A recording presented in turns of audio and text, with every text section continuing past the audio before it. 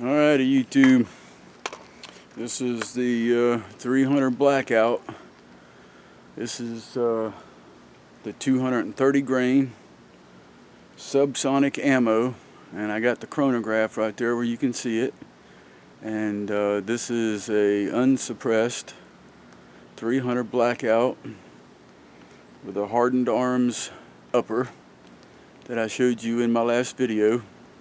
And I'm going to shoot that 300 Blackout without a suppressor at suppressed speeds, we hope. We're about to find out.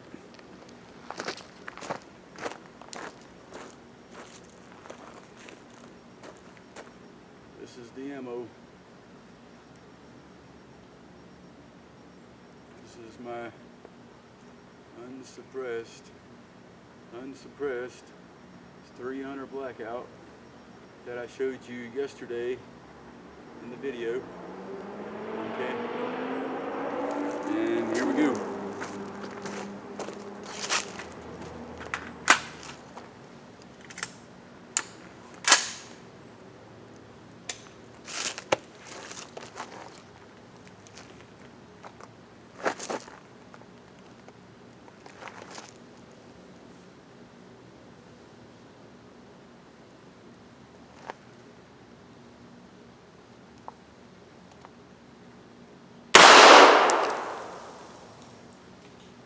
Like 1023.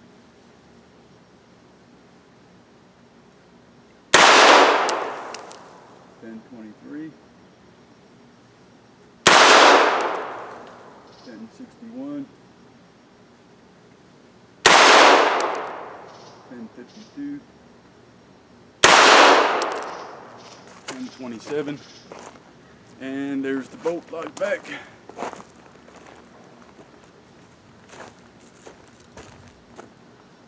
Bolt lock back. Alright. Down there.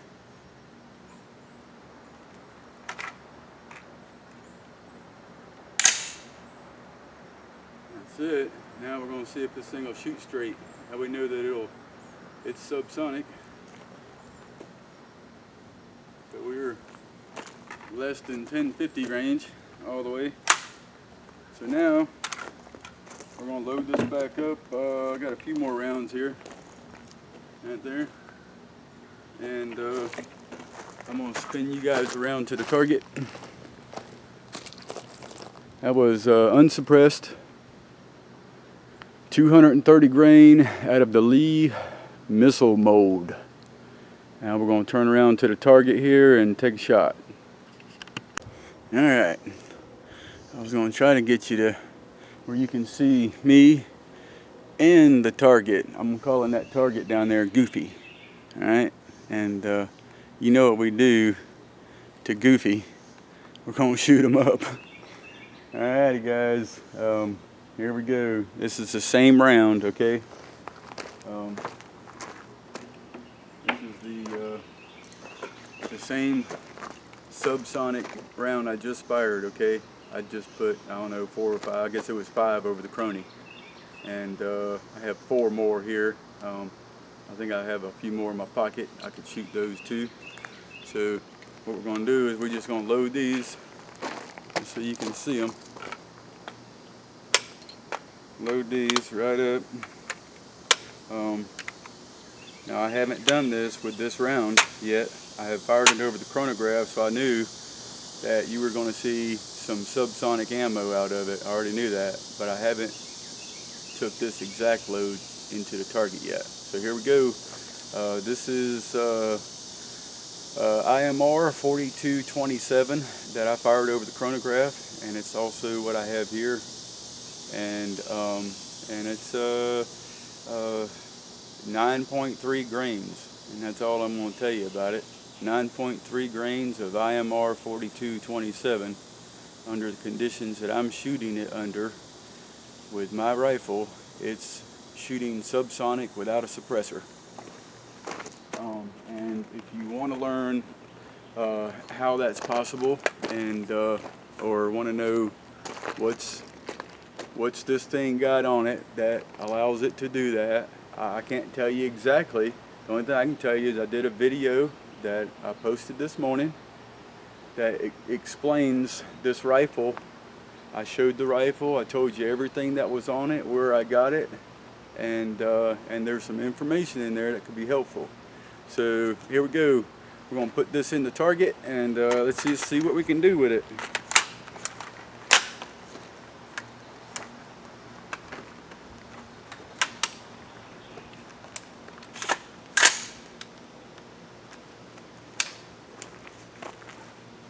Here we go. We're going to shoot Goofy.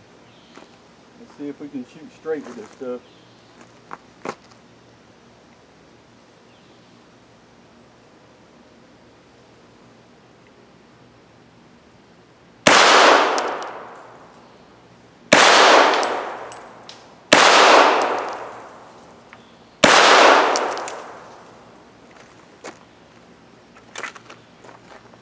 There we go.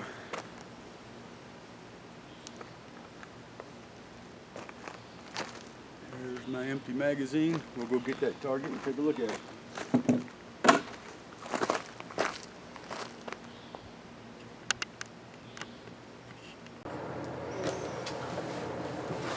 Elvis Ammo's been real busy. Well, I thought I owed it to you guys to do a quick follow-up video on my new AR build. One of the things that was kind of disappointing when I uploaded my my latest video on this, when I was showing you the ammo and the new AR, when I fired those shots into the target in the video this morning. These shots in my last video. Alright, just before I come on here yesterday, when I done that video, I uploaded it this morning. I found out I shot one over the crony and it was 1,288 feet per second, and I was like, that is not what you guys were looking for a 230 grain missile. I know that you wanted suppressed ammo, so now the question is, if I can fire, this was Goofy, alright, and here's the 4 holes that I put in there. Now yesterday when I fired those, or the video you saw this morning of me firing those shots at that target that I just showed you, I had to stop and keep looking because I was making sure that my bolt was locking closed. Well, I've solved that problem, and I will do a follow-up video to tell you what I've done to resolve that issue.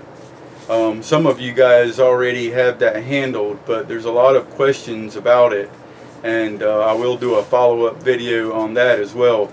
But for now, this was the 4 shots that I just fired. Alright, that's one thumb to cover it up. So old Goofy is now on the ground. I'm going to bury him right after I get off air here. We're going to put him in the ground. So anyway, so you've seen the chronograph. I showed you the chronograph. That was this IMR 4227. That was this powder right here. All right, and that was, I'd put my little piece of tape right on the side there. 9.3 grains of. I'm telling you guys this because I trust. First of all, this is not a powerful load by no stretch of the imagination. Everyone knows that. So 9.3 grains of 4227. But some of your data warns you to not go under a certain amount. So it's going to be your responsibility to know what your limits are. I'm telling you this as a guide, okay?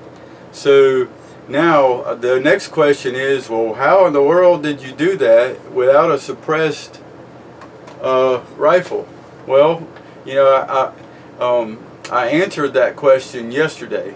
I answered that question in the last video, in my latest video, and you know, somewhere within the details, I kind of went back and forth, and I know I went longer than I wanted to, but I was really trying to give you guys some information, because this is information that I painstakingly acquired. Okay, I try to do my best not to use the information that I get from everyone, but sometimes when you start from the level of ignorant, then you can make your own decisions as you're trying to accomplish a certain load. And I always try to keep that in mind. That's kind of the theory that I use in building a load.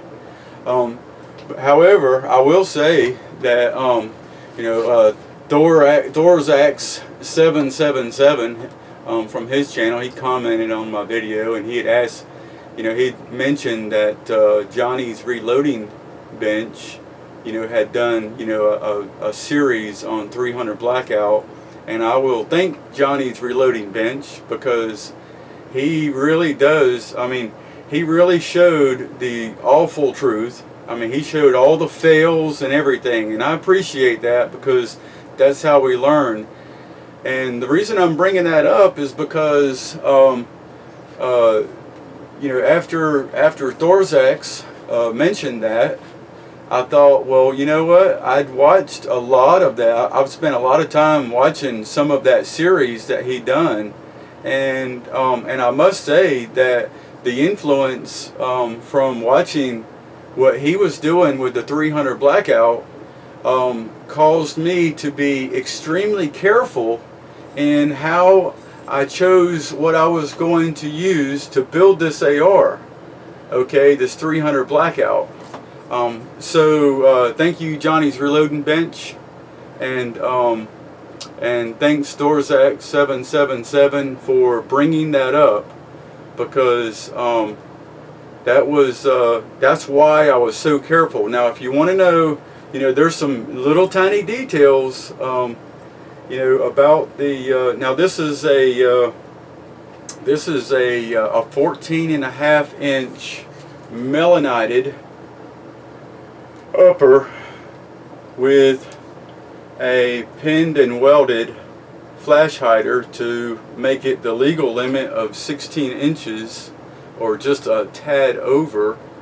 And the reason, and that was one of the things that I'd purposely done, and my thinking was that with a pistol, with the pistol length gas tube, and all of this dwell time for the pressure to build up, the gas to build up, for this to function as I'm trying to shoot suppressed ammo, I wouldn't have a problem. Anyway, that was my theory, partly, but there's a lot more details to go with that. Look at my other video. The next thing is, what was I going to say? Oh yeah. All right, on the chronograph. So you know what? I was so excited about getting those readings from the chronograph with this bullet that I didn't even average it out before I turned the chronograph off. But you guys seen it. It's on video. It averaged probably 1040. You know, maybe 1030. So here it is. If I can fire suppressed ammo at subsonic speeds with this rifle with no suppressor, you will easily be able to accomplish that with a suppressor. But that's not always true. It's not always the case.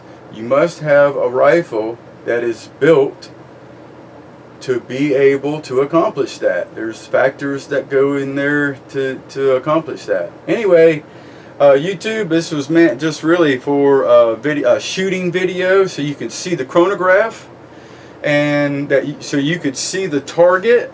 Not only did I want you to see, I knew that I could do it because I've had, with all of my test loads that I'd fired, I had absolutely no problem at all.